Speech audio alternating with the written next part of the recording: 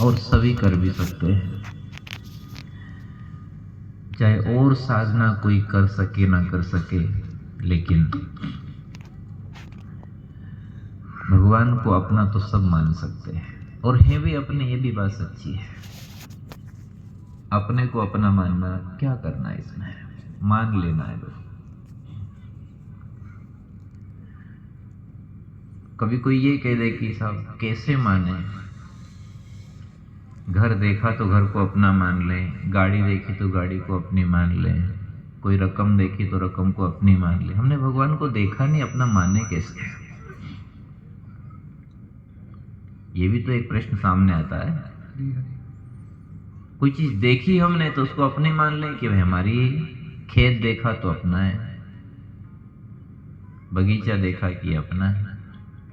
अब भगवान को देखा नहीं तो अपना माने कैसे? तो आप बिना देखे बहुत सारी चीजों को अपनी मानते हो, ऐसे मान लो।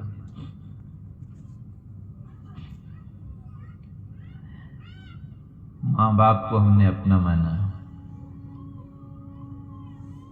आपने देखा?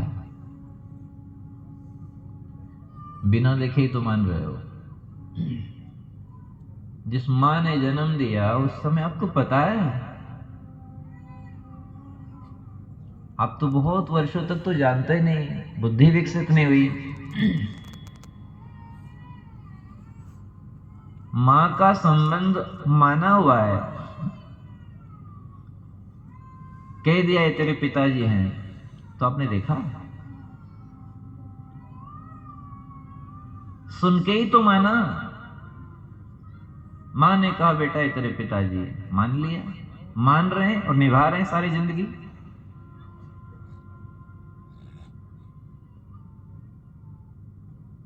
पिता को माता को सुन के ही तो माना। तो जब माता पिता को सुन के मान सकते हो तो परम पिता को क्यों नहीं मान सकते? भगवान को क्यों नहीं मान सकते?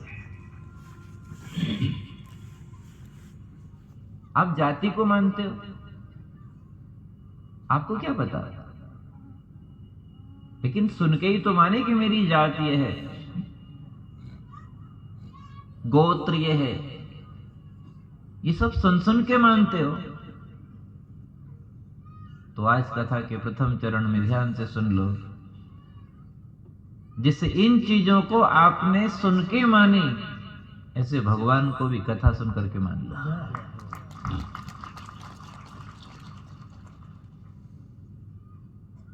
और जितनी मात्रा में भगवान को अपना मानोगे उतनी आपकी भक्ति बढ़ती जाएगी। इसमें एक ही बात खास ध्यान देने की है भक्तों, शर्त नहीं होनी चाहिए। बिना शर्त समर्थन दे दो।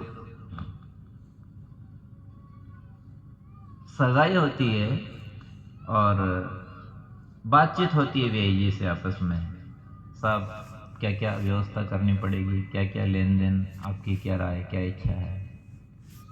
अब व्यय जी बोल दे हमें कुछ नहीं चाहिए, कुमकुम कन्या, दहेज में कुछ भी नहीं चाहिए, ना सोना ना चांदी ना गाड़ी ना रुपया, कुछ नहीं चाहिए, आपकी बेटी दे दो बस। बिना शर्त हम सगाई कर रहे हैं, बिना शर्त हम आपकी बेटी को स्वीकार कर रहे हैं, कितना अच्छा लगता है। अब बेटी का बाप देगा, जो उससे बने वो देगा। वो कन्यादान कर रहा है तो साथ में और भी कुछ दान करेगा वो, पर सामने वाला ये कह दे कि बिना शर्त हम आपकी बेटी को स्वीकार करते हैं, केवल कुमकुम कन्या के आधार पर ही हम आपसे संबंध कर रहे हैं, तो आपको कितना अच्छा लगता है।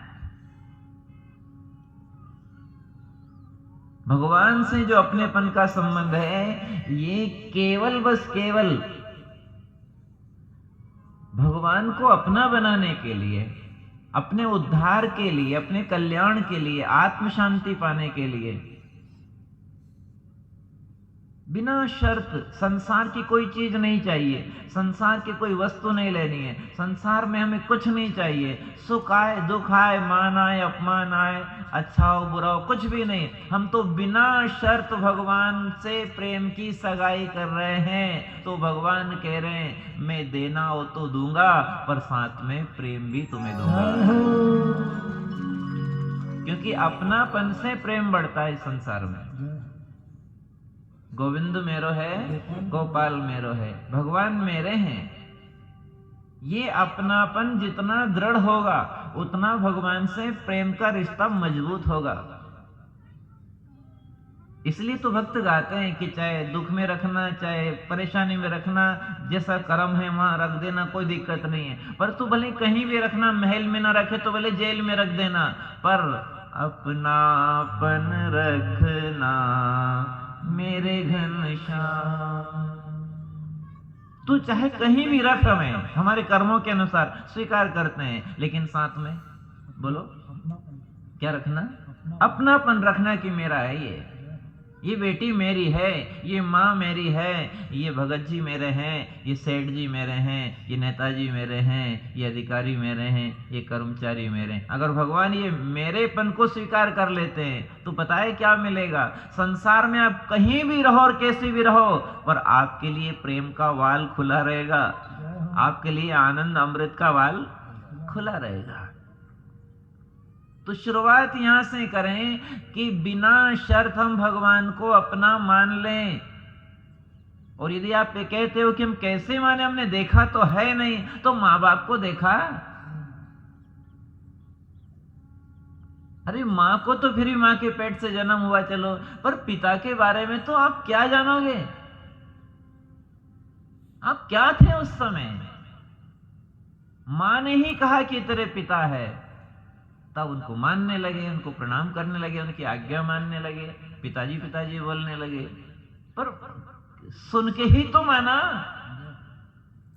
और ध्यान से सुन लेना सारे श्रद्धालु, भगवान मानने की ही चीज है, बस जानने की। मान लो भगवान मेरे हैं। इसमें एक बात जरूर आपको ध्यान देनी पड़ेगी कि भगवान को 2 नंबर अच्छा नहीं लगता है। समझ गए? हम जो कहना चाहते हैं समझ गए बहनों? भगवान को 2 नंबर अच्छा नहीं लगता, मतलब वो 2 नंबर पे रहना नहीं चाहते। आप सोचो कि घर को भी अपना मान लूं और भगवान को भी अपना मान लूं, तो भगवान के नहीं, मैं 2 नंबर पे रहना नहीं चाहता। परमात्मा एक है, भगवान एक है, तो 1 नंबर पे रखो ना। आप शरीर को भी अपना मानते हो और गोविंद को भी अपना मानते हो, तो 2 नंबर पे कैसे रहेगा? बात समझ में आ रही कि नहीं आ रही है? बिना शर्त समर्थन का मतलब क्या है? हमें कुछ नहीं चाहिए, हम आपका सहयोग कर रहे हैं, आपका समर्थन दे रहे हैं, तो बिना शर्त भगवान को अपना मानने का मतलब क्या है? हमें कुछ नहीं चाहिए, कोई हमारा नहीं है, भगवान को छोड़ के कोई भी हमारा। बस फिर भगवान कहते हैं बस ऐसे 1 नंबर पे मुझे रखोगे तो फिर मैं तुम्हें भी 1 नंबर पे रखूंगा। यदि भगत के लिए भगवान सब कुछ है तो भगवान के लिए भगत सब कुछ है। बोले भक्त और भगवान की। तो आप अपन सभी इस चीज को प्राप्त कर सकते हैं। हम कल भी कह चुके हैं आपसे, आज फिर कह दें भक्तों, आप अपने जीवन की परिस्थितियों पे ज्यादा ध्यान मत दो। क्या सुना? अपने जीवन की परिस्थितियों पे ज्यादा गौर मत करो। अरे गरीबी है, होने दो, अपने कर्म का फल है।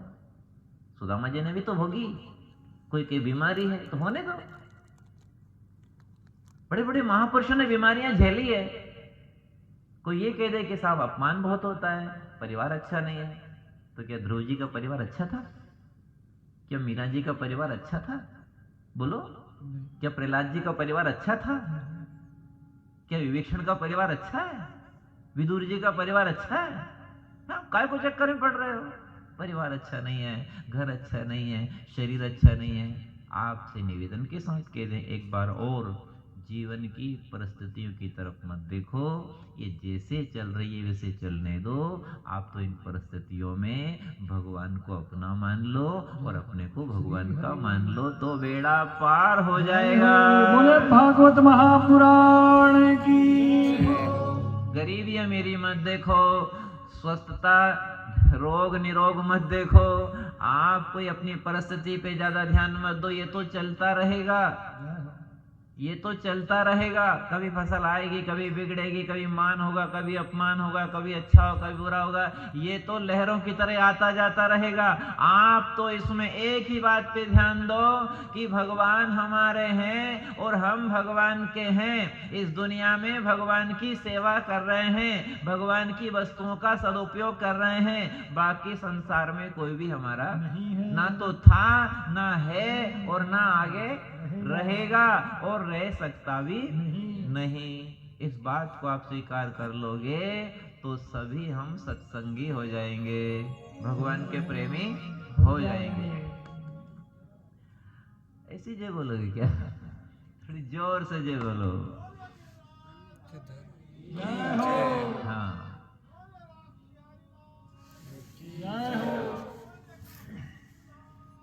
जय हो। अच्छा है, तो क्या बताएं आपको, एक बात कहें भक्तों,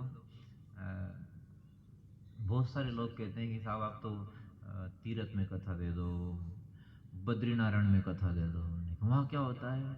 वहाँ सर्दी पड़ती है, कोहरा पड़ता है, बर्फ गिरता है, ठंडी लहर आती है और बिल्कुल शाल स्वेटर ओढ़ के ही करके लोग कथा सुनते हैं। तो नैनवा की गौशाला बद्रीनाथ बन गई। बोले बद्री विशाल भगवान की।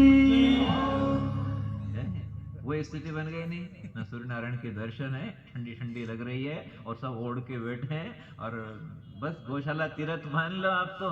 और ये नैनवा नैनवा नहीं है, मान लो नारायण का ही धाम है। और खूब आनंद से कथा सुनो भक्तों, और कथा के सार तक पहुंचना है। ये मान लेना आप तो गो तीर्थ में कथा चल रही है तो हम तीर्थ में बैठ के कथा सुन रहे हैं, और वही फल मिलेगा अपने को जो तीर्थवास में मिलता है कथा सुनने का। पर आप इतना ध्यान रखना, भगवान को अपना मानो, शर्त मत रखो, शर्त मत रखो। मेरा घर ठीक कर देगा प्रभु, मैं आपको ऐसा मानूं, आपको ऐसे अगरबत्ती लगाऊं, ऐसे आपकी माला फेरूं, नाम जपूं। अरे नौकरी लगा दे तो भगवान को मानोगे क्या? बेटी परना दे तो भगवान को मानोगे क्या? खेती अच्छी आ जाए तो भगवान को मानोगे क्या? रोग दूर हो जाए तो भगवान को मानोगे? बिना शर्त, बिना शर्त, बिना कामना के, जाहिन चाहे कभू कछो, कभी भी कुछ भी जिसको नहीं चाहिए, तुम सन सहज सने। सहज सने का मतलब भगवान मेरे हैं। अरे सीधी सरल बात है भक्तों, भगवान से अपनापन बहुत खास चीज है। इसमें भगवान ना जाति देखते हैं, ना उम्र देखते हैं, ना आपकी योग्यता देखते हैं, ना ये कहते हैं कि स्त्री है कि पुरुष है, ना ये सोचते हैं गरीब है कि अमीर है, ना ये देखते हैं कि काला है कि गोरा है, ना ये देखते हैं कि इसमें गुण है कि अवगुण है। वो कुछ नहीं देखते हैं, बस एक बात देखते हैं, ये मुझे कैसे मानता है। आप यदि भगवान को अपना मानते हैं और वास्तव में सच्चाई से मानते हैं तो आपको सच्ची बात बताएं, जो मीरा जी को मिला वो अपने को सबको मिल जाएगा। श्री हरि। जो गोपियों को मिला वो अपने को सबको मिल जाएगा। उन्होंने भगवान को अपना माना, और हम भी आपकी सेवा कर रहे हैं, मान लो ऐसे प्रतिकूल मौसम में, तो भी कहीं ना कहीं भगवान की कृपा से ही तो हो रही है, हमारी योग्यता से थोड़ी हो रही है।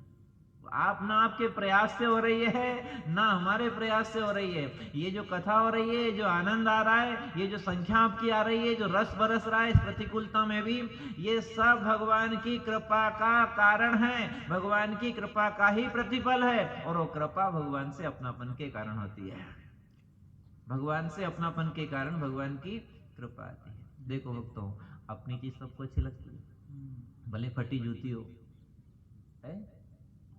है कि नहीं? फटी गोदड़ी हो, भले टूटी झोंपड़ी हो, पर अपना घर सबको नहीं लगता है। यूं भले महल में रखो, आप अस्पताल जाते तो कितना बड़ा बिल्डिंग है आलीशान, और लिफ्ट लगी हुई है, और पंखे, कूलर, एसी व्यवस्था, और आईसीयू, और फलाना, और ये न चादर धुली हुई, ये सब सुविधा, नर्स डॉक्टर सब दौड़े फिरते हैं, कितनी व्यवस्था सारी। उसके बाद भी आपकी इच्छा क्या होती है? भले ही फाटी गोदड़ी है और टूटी झोंपड़ी है, पर घर तो घर है। घर की बात ही अलग है साहब। घर में चाओ जहां बैठो चाओ जो खाओ, है कि नहीं? मेहमान जाओ तो चाओ जो खाओ। अरे जो मेल दे वो खा लो, बहन जी पकौड़ी का पकौड़ी खा लो, ये पूड़ी तो पूड़ी खा लो। अब घर है वो तो भले वो चक्की बना ले, नुक्ती बना ले, जलेबी बना ले। घर की बात अलग है। घर में स्वतंत्रता है कि नहीं बोलो? अपने घर में छूट है, खुलापन है। दूसरे के घर में भले मेडी वाला क्यों ना हो, भले पकवान क्यों नहीं बना दे, पर वहां अपने को बंधन है। और अपना घर अपना घर है। अपना घर चाहे साधारण हो, अपना कपड़ा चाहे साधारण हो, अपनी जूती चाहे साधारण हो, पर अपना सबको अच्छा लगता है। ऐसे आप भगवान को अपना मानोगे तो आप कैसे भी भगत हो, भगवान को आप अच्छे लगेंगे। बोले भक्त और भगवान की। आप कैसे भी हो आप भगवान को अच्छे लगेंगे, क्योंकि अपना सबको अच्छा लगता है, नहीं लगता है? अपना बेटा भले सांवला हो तो अच्छा लगे, भले विकलांग हो तो अच्छा लगे, भले अनपढ़ हो तो अच्छा लगे, अपना घर भले कैसा भी टूटा फूटा हो तो अच्छा लगे। आप भले अंदाज लगाओ, मेहमान जाके देखो, आप में से गए होंगे ना मेहमान, कोई तो गया होगा, जाओ तो वो दे दे तेल साबुन तो ठीक है, कोई बिछा कर दे सो जाओ, रख दे थाली में परोस दे तो खा लो पी लो, बस जो कर दे। अब घरे आने के बाद बोलो, जहां चाहो लंबा टांगड़ा करके बैठो, जो चाहो जो ओढ़ो, जब चाहे जब चूल्हा गढ़ने तापो, जब चाहे जो बनाओ खाओ, मस्त रहो। अपने घर में स्वतंत्रता है। अपना घर है, चाहे वो कितना भी साधारण हो, पर अपना घर सबको अच्छा लगता है। और चाहे मेहमानी में आप कितने बड़े घर में गए हो तो भी वहां आपको बंधन जैसा लगता है। बोलो सही बात है? सही बात है ये, आप सब जानते हो नहीं? पराए घर में मेहमान आपके खास हैं, वो आपके सगे हैं वो, लेकिन फिर भी आपको इतनी छूट नहीं है, इतनी स्वतंत्रता नहीं है। और अपने घर में आने के बाद फिर से कपड़ा निकाल दो, रुमाल जूता पड़ा, चप्पल पड़ा ले, चाय बना ने, कहाँ बैठा ने, कहाँ लेटा, कोई तो चड्डा में घूमता रहना रात। आप देखो अपने घर की स्वतंत्रता। अब बियाई बन के जाओ, वहां घूमो, देखा चड्डे में। आप देखो, सोचो विचार करो, अपने घर में स्वतंत्रता कितनी है, कितने खुले रहते हैं लोग बाग। यही बात आपसे कहना चाहते हैं कि संसार में रहो, शरीर में रहो, पर भगवान को अपना मानोगे और भगवान अपने को अपना मान लेंगे तो वो स्वतंत्रता हो जाएगी जो गोपियों को घर बैठे मिल गई। जो भक्तों को घर बैठे स्वतंत्रता मिल जाए वो अपने को घर बैठे। इसलिए अपने घर की बात ही अलग है। और अपना घर कौन सा है? ये जो मकान बना के अपन रहते हैं ना, ये अपना घर नहीं है। ये जो पंडाल लगाए ना, ये भी अपना घर नहीं है, छोड़ना पड़ेगा। जिस शरीर को लेके बैठे हो ना कपड़े ओढ़ के, ये भी अपने नहीं है, ये भी छोड़ना पड़ेगा। ये चमड़ा भी अपना नहीं है, ये भी जल जाएगा। ये हाड़ मांस भी अपने नहीं है, ये भी नहीं। ये मन भी अपना नहीं है, ये बुद्धि भी अपनी नहीं है। पर अपना कौन है? उगड़े कि नहीं उगड़े? ठंड उड़े कि नहीं उड़े? हाँ, सच्चाई पे आ जाओ। ये संसार में आप किसके हो और कौन आपका है, इस सच्चाई को स्वीकार करो सत्संग में बैठ करके। हे सांवरिया